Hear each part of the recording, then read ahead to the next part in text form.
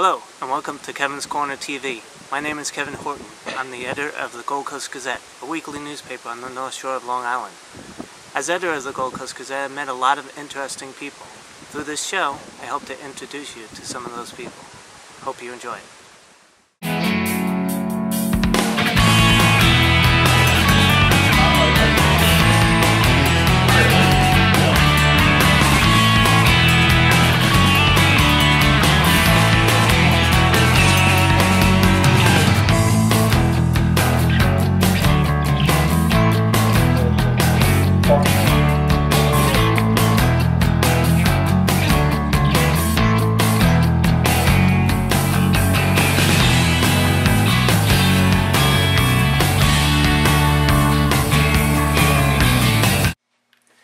Welcome to this week's episode. I'm with Phil McCabe, a local resident and retired police officer. Phil, thank you for being here. I actually started as a transit cop. Okay, I took the city test, the street test, but affirmative action was in play at that time. So they called me down and they said, "You've been passed over about 50 slots in housing or transit, and we're not going to make any more classes." So I said, "Oh," I jumped on transit.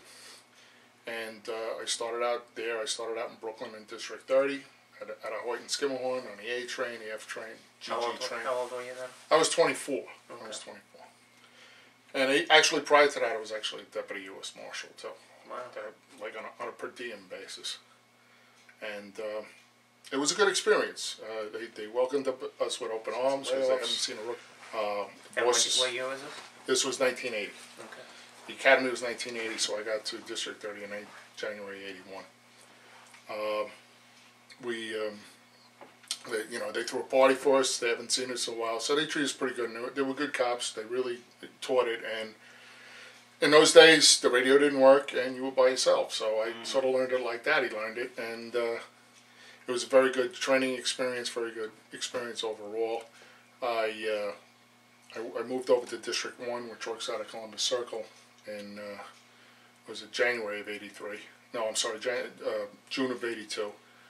And I was there for about 6 months. And then in January '83, after taking the test over again and going through the whole process, I got onto the New York City Police Department. And then from there, we went to what was then called NSU 3, Neighborhood Stabilization, Midtown South, Midtown North, 17th Precinct. And it was sort of like a training atmosphere type of thing. Mostly it was just standing on a corner in front of like the Russian Airlines or the U.S. Mission or something like that.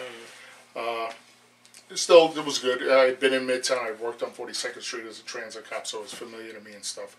And when it came time to go to a precinct, I requested Midtown South. And I got into Midtown South, and I spent, I guess 11 years there. I did regular patrol. I was on 42nd Street for a couple of years as a foot cop. In the 80s, that was it was in the 80s. So this is right? Before Disneyland. Right. Okay, Right. Came and took over. The hotels were pretty run down. They were all welfare hotels. The Carter Hotel, the Times Hotel, the Holland Hotel, the Martinique Hotel. So you had your work cut out? Yeah, it was busy. I mean, on 42nd Street there was 8 cops on the north side of the street and 10 cops on the south side of the street, just between 7th and 10th. 8th. So it was busy. Right. It was at that time. Now, have you seen the city change a lot? Oh yeah, tremendously. Because, like I said, once Disney came in and they started redeveloping the whole area, I mean, most of the places I remember are gone. With the exception of the old theaters and stuff like that. Every time years later on, because I worked all over the city. My job was citywide, so I'd be in Times Square a lot, and it's just like I would be like amazed. Where did that go? What happened? Wait a minute. I used to like that deli. So I was in Midtown South. I did the patrol, and then me and my partner Billy Davis, we got assigned to a radio car, which basically 40 Street to 45 from 7th Avenue to 5th, Sector 80. But in that small place, I mean, it's about as big as Seacliff. Right. So, you were all over the place. So we did, we handled our jobs. We did the radio car routine. So back then, what was some of the arrests or the situations that you had to deal with? Well, if you're in a radio car or stuff like that, the routine stuff, people have an ambulance call. you come across different things. We had our situations, you know, where we locked up people for drugs. We locked up people for, you know, not too many weapons charges. You sort of like, you're answering the radio. So a lot of those jobs are on the low side. Now, at the time, it was a very busy place. But by busy, I mean there was a lot of radio runs and a lot of report taking. You can't compare it to like the 7-5 precinct or precincts in the Bronx or something like that, where all their radio runs were very heavy. Like I said, you ran the gauntlet of things there. There was New Year's Eve, which I did. I think out of 30 years, I think 2 years I didn't work there in some capacity on New Year's Eve. Right. Early on, New Year's Eve was a real madhouse. Very much like, you know, we'll take your report. You're going to have to get in line here. We had wolf packs running around and stuff like that. In the 90s, everything changed, and there was a new system, the way they did New Year's Eve, and now it's you know, that type of thing is just not there. You have an occasional disorderly conduct or something like that, but it was a big change in that precinct over the years. Now the other things that you've done is the Halloween parade, right? Halloween parade, one of my favorites. Yeah. Okay, it just the costumes alone are so hysterical to watch. I happened to get assigned it one year, and I just the costumes, you know, it was like they put so much work into it and stuff. Right. And there's different risque elements that are involved with it, but especially there's a lot of family type of stuff going on in there. There's one group that actually does the Michael Jackson Thriller, like to a T, all the way up the thing. It's fantastic, and it's become very, very popular, as a matter of fact. Right. And it's one of the things that I enjoy, one of the parades that I definitely enjoy. But, you know, you get down there in my later capacity dealing with the crowd control and that sort of thing. Right. But it was still a good parade. So after your rookie... After the rookie thing, I went to Midtown South. I did the foot patrol, I did the radio car, and then they assigned us to the anti-crime unit, which is the plain clothes. Mm-hmm. And me and Billy, again, were still partners and stuff. And, you know, we grew up beards. He had a long beard, I had a short beard, so the nickname Smith Bro on my AOL. But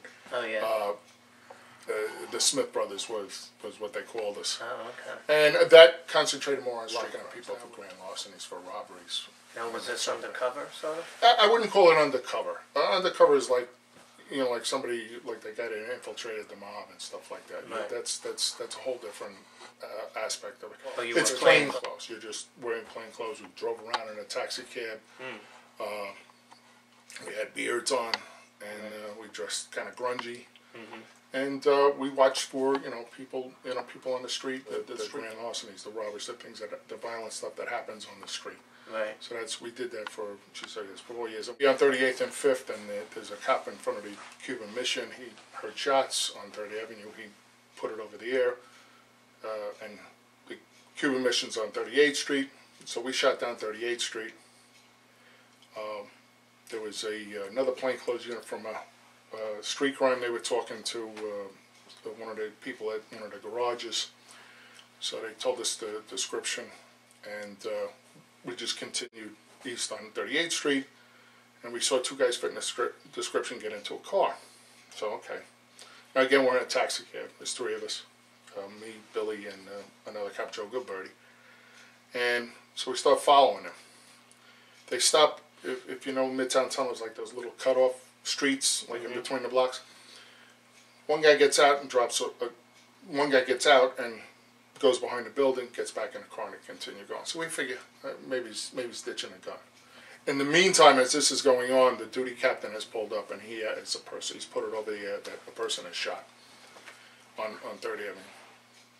And so we continue following, and they head north. In the meantime, the passenger had lowered the seat. It was one of those Datsuns. And so we're about to head past 59th Street. There's a whole other division, a whole other borough, and then you have the 59th Street Bridge. So if this turns into a pursuit, we got radio frequency things we have to deal with. So I said, run the plate. We run the plate, and it comes back to a different car. Good, okay, now we have a reason to stop. We pull them over. The gun's in plain sight in the back seat on the floor. So we lock them up. We actually go back to search for the gun we thought they dropped. It was a little confusing at this point. And it turns out later on in the story that they didn't. They actually what happened was they had shot the person, they had split up. One guy got rid of the gun, they got together, they went and got the gun back, and then as we were watching, they continued on. So we get back to the site for the person shot, and Billy goes into the ambulance. So where's the guy? And he's on the corner. Turns out it's a homicide. So now we have a homicide. So, good arrest. We got the gun, we got the perps, and in this case it was in the 17th precinct. We go back to the 17th precinct. As it turns out, they were hired by someone to kill this guy who was his partner in some bars in Manhattan. And they talked, and what eventually happened was they came up with a name of Spiro. So I called my father up. I says, look, we're going to be doing the cameras and stuff, throw the tape in the machine. And he says, what do you got, kid? So I tell him what's going on. I says, Spiro. He says, Spiro? I know who that is. I'll call you back. Now, he was a sergeant in the intelligence division at this time. And he had a detective who had a case with Spiro, or some sort of investigation going on. So he calls back, and apparently they came up with the guy's name and who he was and the whole bit. And they took these two guys that did the job, and apparently there was a middleman, and they got the middleman to wear a wire or something. And I think the guy, they did like 25 to life. Wow. In the meantime, he was going to go back to Greece. He was Greek. And intelligence found out about it, and they had to go scoop him up before he got out of there. He was going to go to Canada and go to Greece, I think it was. Wow. So, and it was very unusual for people on the street to make this kind of arrest. This is more of a detective bureau type of thing with an investigation and stuff, but we just happened to be in the right place at the right time. And, the shooters weren't exactly the smartest people in the world. So, right. So that was what happens. Now, you mentioned your dad before. He was... He came on in 55. He was a cop in the Bronx in a couple of 4'8" to 5'2", and he tried to get out to Queens because we had just moved out here. And he says, yeah, some smart guy in personnel thought he was funny, and he ended up in Greenwich Village. As it turns out, he did about 9 years there, and it's not a bad place to work. I worked there for about 6 months, and he got promoted out of there to sergeant. He went to Brooklyn in 7-8, and from out of there, he got assigned to the second French division, the property clerk thefts, where they were taking the drugs out and stuff. And then from there, he went into the intelligence division. I could call up, if I had something going on, I would call up and he'd say, yeah, just like I explained on other capers, and yeah, this place is like this, and they had information. They were very good with information. The significant case, I guess, for him, he was a supervisor for the Westies case. T.J. English's book, he's in that. So he did 35 years, and then he was about to get out, and he asked us the investigation on the Gill Commission, which was the school system in the city. So he was doing that for about a year and a half. Now, that's why you got into it. Well, it wasn't so much, I didn't get the, well, you have to be a cop type of thing, but, he said, take the test. I mean, but I actually remember him getting promoted to sergeant. The promotion took place at the police academy. It's an open area that's underneath. And we were walking around waiting for the summer to start because he had to get there early and stuff. And the museum was on the 2nd floor, so we had looked at that. On the 8th floor used to be, they have all their guns and everything on display and all the stuff they have. So I really remember making the decision as I'm walking on the other side of the street in front of Cabrini Hospital. I said, I'm going to be a cop. And I just went with it from there, and then just everything was focused on towards it. Yeah, I had, in transit I had an assignment. I was on the A train at Franklin Avenue. And Franklin Avenue had the A train underneath, and they had the shuttle train up above. So I was up above on the elevated, and I thought I heard a shot.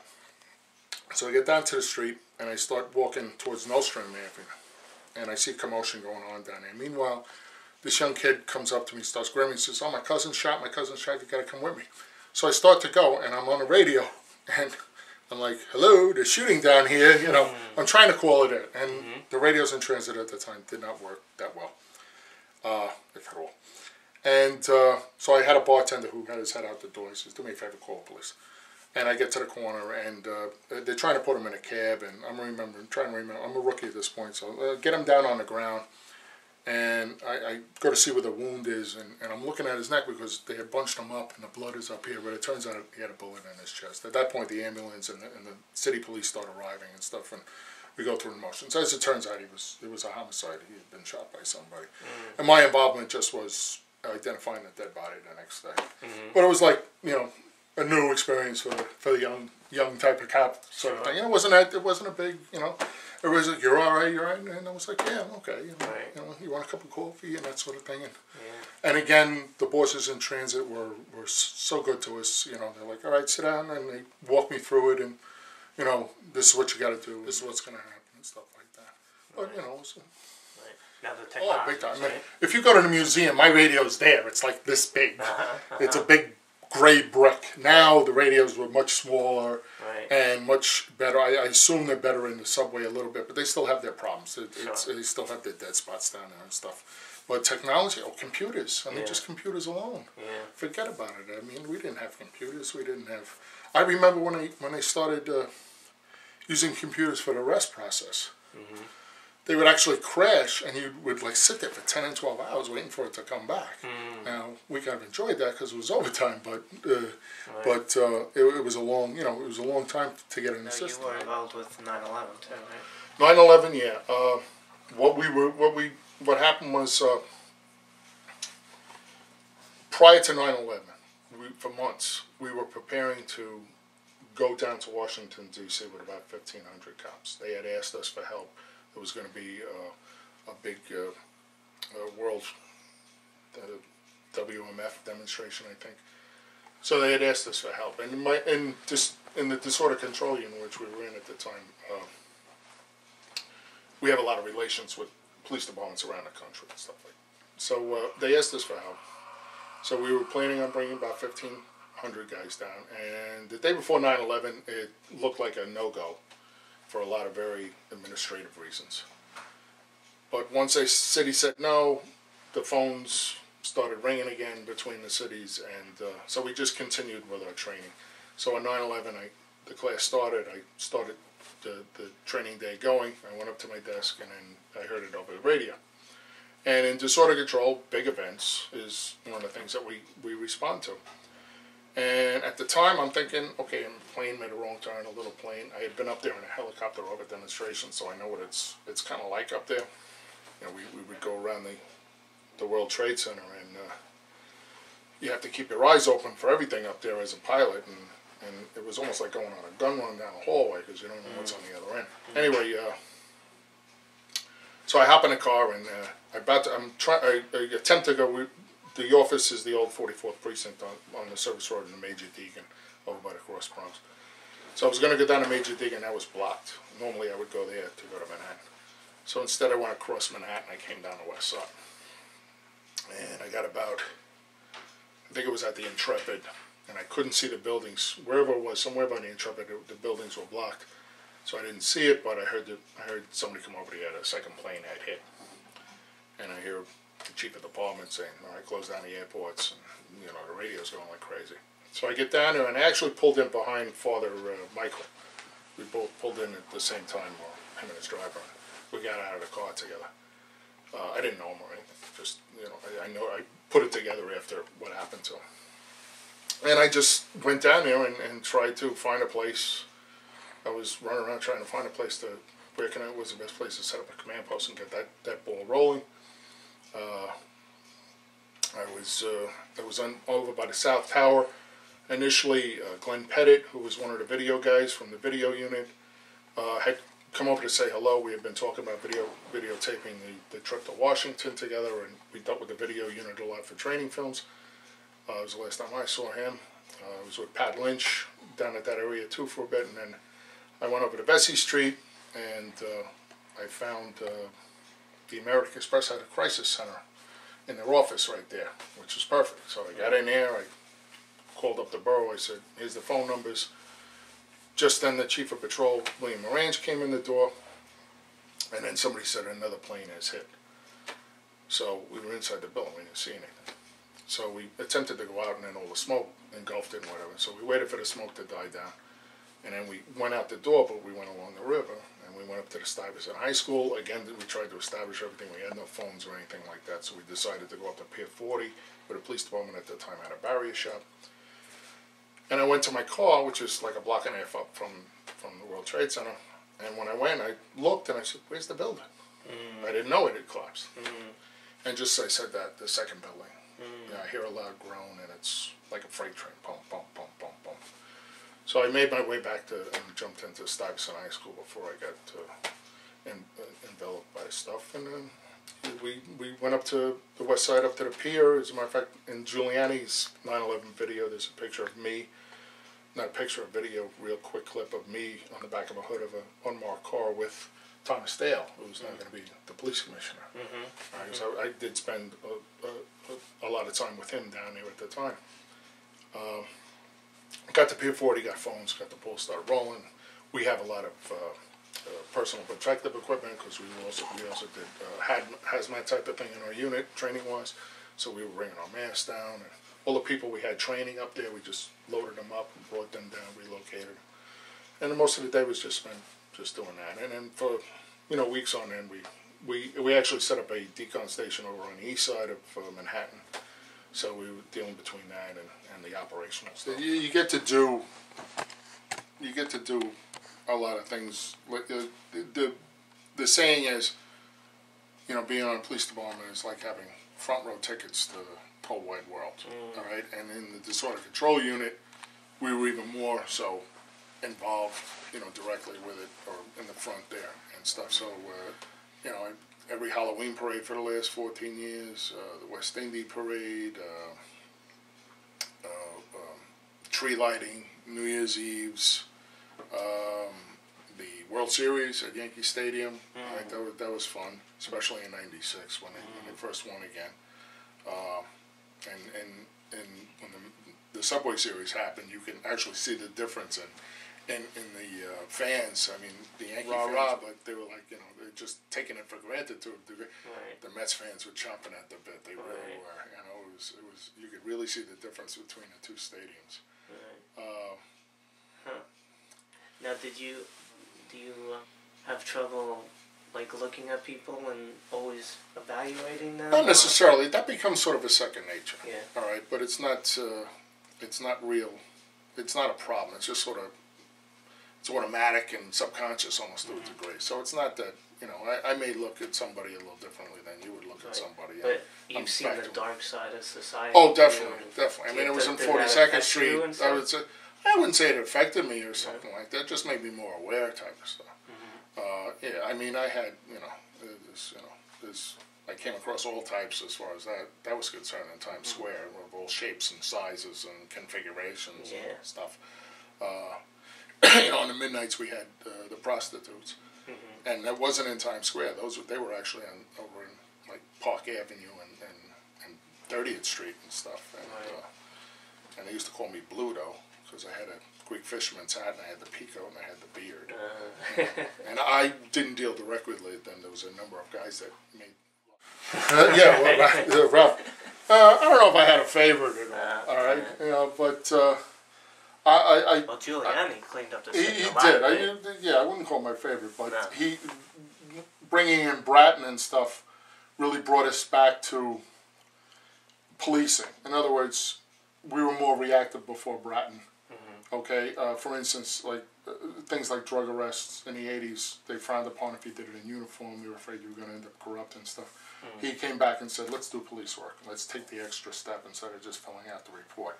So he brought us back to where my father's day was, where you actually, were more proactive than reactive type of thing. So in that ways, it changed a lot of things. It got me a job in disorder control because we after Tompkins Square, the incident at Tompkins Square, we revitalized our whole approach to rapid mobilizations and handling crowd control situations like that. So that's where my unit had started out as a project and developed into a unit. If you told me we would be wearing gas masks back in the '80s, I would have laughed at you. But now they have them for the pepper spray, and now we definitely have them for for the counterterrorism type of aspect of it too, and the hazmat and stuff like that. So yeah, a lot of different changes. It's good. It's good. Yeah. Yeah. We were talking about the TV shows and stuff. What TV shows do you like? Well, I watch the usual ones. Are they all actual police? The only ones that ever came close in history, really accurate, two ones that come to my mind, is Barney Miller and NYPD Blue. But even there was some, there was some things where you could say that's not exactly true and stuff like that. Right. Some of them do, some of them don't. Some of them kind of play with some of the concepts and stuff like that.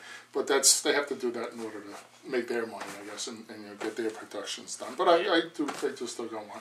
In the younger days, the Adam 12s, the Dragnets, all the procedural type of things that they had back then. I was a kid, I wanted to be a cop, so naturally, I was gobbling all of that stuff up and stuff like that. And I still watch them. And the Kojak and stuff? Oh, the Kojak.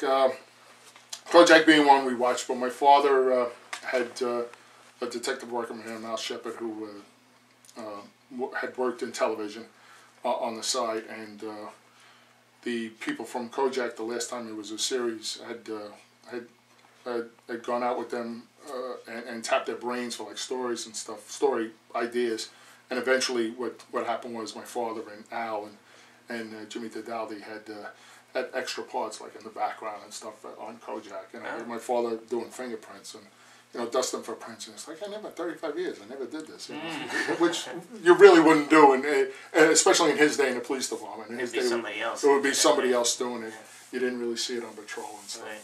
But, yeah, this is not a plaque. This is what they put together for my retirement party. They were very nice. They told me to go to College Point where we have a harbor unit, and I didn't know what was going on. To me, I thought they were gonna drop me off in Times Square. And we got on the harbor launch, and we went down to Pier 11, which is by the police museum. They actually had the party at the police museum. Oh, nice. They know I'm into police history and stuff, right. So it was very, very perfect. Right. This was my shield. It was also my father's shield. He was a sergeant for 22 years. He got it in 1967. So as he approached retirement, when he retired, I put in a request to have him hold it. I was on the sergeant's list. I was going to get promoted soon, which they did, and they gave it to me. So it was basically in a family from 67 to 2011. Oh, wow, very cool. Yeah. Very so, cool. And I had, initially I did not have his cop shield because the person got his cop shield the day after he got promoted. So I said, all right, let him have it. And when he retired, I requested it. So I swapped shields with that. So I also had his cop shield for a number of years also. Oh, very nice. So it's kind of something, family-wise, people do that all the time. Yeah, now your father passed away. Yeah, he passed away in 2004. Yeah. Now this is a photo of you. This is a photo you turn into the investigator when you first start being investigated to come on the job. They request the photo. Oh, so this is even before rookie. Yes, before I'm a cop. Right. Maybe a couple of things. As a matter of fact, when I got to the Transit Authority somewhere, unless they destroyed it, there's an actual tape. Once we got sworn in, they give you they make a tape where you say, "Hi, I'm Phil McCabe, and I'm a New York City Transit cop." Right. And then that's my last ID card photo. Right. So you can see that. You can see a lot has changed. Yeah, well, at that point. Okay, so retirement's been good for you, huh? Yes. And Yes. I know New York City definitely appreciates your service, I'm sure. Oh yeah, every month. 30 years. Every month. Well, continue good health to you. I appreciate you being on the show. Thank you very much. Thank you for watching this week's episode.